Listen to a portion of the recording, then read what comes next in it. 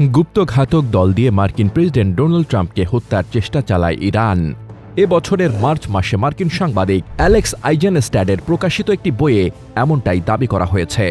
2024 সালের শেষ দিকে ইরানের ঘাতক দল বেশ কয়েকবার ট্রাম্পকে হত্যার চেষ্টা চালায় বলে ওই বইয়ে উল্লেখ করেছেন আইজেনস্ট্যাড। ওই বইয়ের বরাত দিয়ে মার্কিন সংবাদ মাধ্যম এক্সিওস জানিয়েছে, ইরানের পাঠানো আততায়ীরা ক্ষেপণাস্ত্র ছুড়ে ট্রাম্পের ব্যক্তিগত বিমান ভূপাতিত করারও পরিকল্পনা করে। হ্যাঁ, খোদ যুক্তরাষ্ট্রের মাটিতেই ক্ষেপণাস্ত্র ছুড়ে ট্রাম্পকে হত্যার পরিকল্পনা করা হয়। ইরানের বিরুদ্ধে চাঞ্চল্যকর এই অভিযোগ উঠেছে, আর সে কারণেই তেহরানের ব্যাপারে ব্যাপক আতঙ্কে ভুগছেন ডোনাল্ড ট্রাম্প। মার্কিন সংবাদ মাধ্যম এক্সিওসের বিশেষ প্রতিবেদনে উঠে এসেছে বিস্ফোরক এসব তথ্য। প্রতিবেদনে জানানো হয়, গত বছরের শেষ দিকে মার্কিন প্রেসিডেন্ট নির্বাচনের মৌসুমে বেশ কয়েকবার ট্রাম্পের ওপর হামলার চেষ্টা চালায় ইরানের ঘাতক দল। মূলত সাংবাদিক অ্যালেক্স আইজেনস্ট্যাডের প্রকাশিত বই revenge the inside story of Trump's return to power এর বরাত দিয়ে সব কথা জানায় এক্সিওস। ওই বইয়ে অ্যালেক্স আইজেনস্ট্যাড বলেন, ইরানের গুপ্ত হামলায় মারা যেতে পারেন এ নিয়ে ট্রাম্প প্রকাশ্যে যতটা উদ্বেগ দেখিয়েছেন, বাস্তবে তিনি তার চেয়েও অনেক বেশি উদ্বিগ্ন। তিনি গুপ্ত হত্যার শিকার হতে পারেন এমন ঝুঁকি ছিল গুরুতর পর্যায়ের। বইটিতে বলা হয়, ইরানের গুপ্ত হত্যাকারী দল ক্ষেপণাস্ত্র ছুড়ে ট্রাম্পের ব্যক্তিগত বিমান ভূপাতিত করতে পারে। গোয়েন্দা সূত্রে গত বছরের শেষ দিকে তার প্রচারণা দল এমন তথ্য জানতে পারে। সে সময় একের পর এক নির্বাচনী প্রচারণায় যুক্তরাষ্ট্রের এক স্টেট থেকে আরেক স্টেটে ছুটছিলেন ট্রাম্প। এরই মাঝে ওই তথ্য জানার পর তার প্রচারণা দলের মাঝে ছড়িয়ে পড়ে ব্যাপক আতঙ্ক। পরে ঝুঁকি এড়াতে গোপনে অন্য একটি বিমানে সফর করেন ট্রাম্প। সে বিমানটি ছিল মার্কিন ধনকুবের, বর্তমানে যুক্তরাষ্ট্রের মধ্যপ্রাচ্য বিষয়ে বিশেষ দূত স্টিভ উইটকফের। এক্সিওস জানিয়েছে, ইরান গুপ্ত হত্যার চেষ্টা চালাচ্ছে।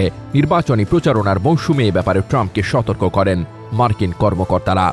2024 সালের নভেম্বরে ট্রাম্পকে হত্যার ব্যাপারে ইরানের ওই ষড়যন্ত্রের তথ্য সামনে আনে দেশটির বিচার বিভাগ। বলা হয়, ভূমি থেকে আকাশে নিক্ষেপযোগ্য ক্ষেপণাস্ত্র দিয়ে ট্রাম্পকে হত্যার জন্য যুক্তরাষ্ট্রে গুপ্ত ঘাতক নিয়োগ দিয়েছে তেহরান।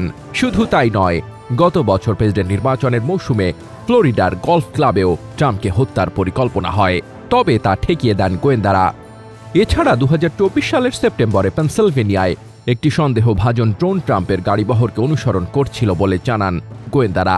পরে সেটিকে ইলেকট্রিক গান দিয়ে ভূপাতিত করা হয়।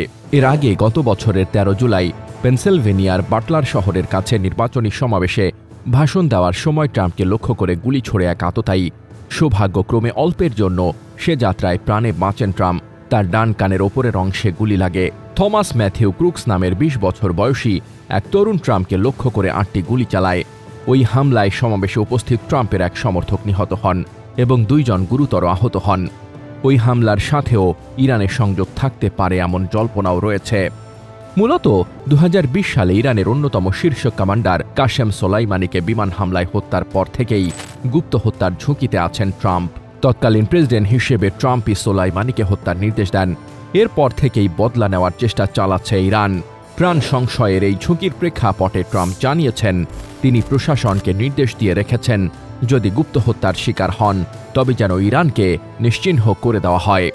তবে এত কিছুর পর যতই দিন গড়াচ্ছে, ট্রাম্পের ওপর গুপ্ত হামলার ঝুঁকি বাড়ছে। সম্প্রতি ঘটে যাওয়া ইরান ইসরায়েলের 12 দিনের যুদ্ধের পর এই ঝুঁকি আরও বেড়েছে।